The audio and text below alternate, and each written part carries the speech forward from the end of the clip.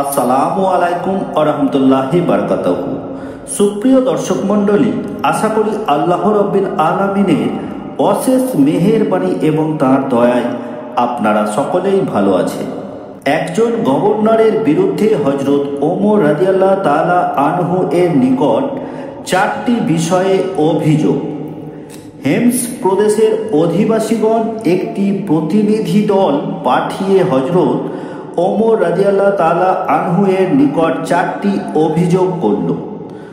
অভিযোগগুলো হচ্ছে: number 1, governor অনেক বেলা করে ঘর থেকে বের হন। নাম্বার 2, রাত্রিকালে তিনি কারো কথার জবাব দেন না।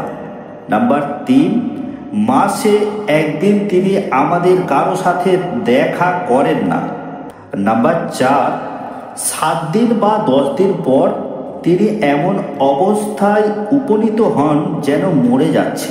হযরত ওমর রাদিয়াল্লাহু তাআলা আনহু গভর্নর সাইদ ইবনে আমেরের নিকট এসব অভিযোগ উল্লেখ করে তার জবাব জানতে চান। সাইদ বলেন, প্রথম অভিযোগের জবাব হচ্ছে যে আমার বাসায় কোনো কাজের লোক নেই। খাবার তৈরির কাজে আমি আমার স্ত্রীকে সাহায্য করি। আমি আটা মাখাই, রুটি তৈরি করি। আমার স্ত্রী সেগুলো উনুনে সেঁকে দেন। এ কারণে বাইরে বের হতে কিছুটা দেরি হয়। দ্বিতীয় অভিযোগের জবাব হচ্ছে, আমি দিন ও রাতকে 2 ভাগে ভাগ করেছি।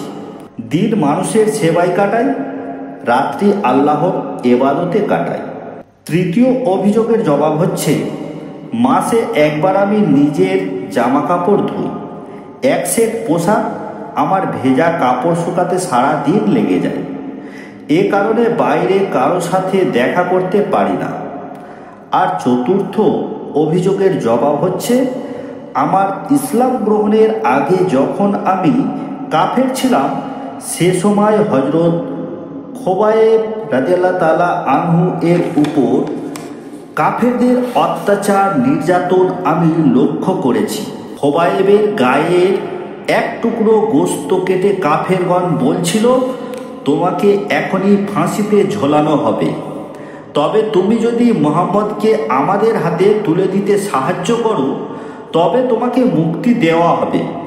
খোবায়েব বলেছিলেন, মুহাম্মদকে তোমাদের হাতে তুলে দেওয়া দূরে থাক, আমার জীবনের বিনিময়ে মুহাম্মদের পায়ে একটা কাঁটা ফুটবে এটাও আমি সহ্য করতে পারবো না। আমি কাফের থাকার কারণে সে সময় খোবায়েবকে কোনো সাহায্য করতে পারিনি। এ ঘটনা মনে পড়লে আমি বিচলিত হয়ে পড়ি।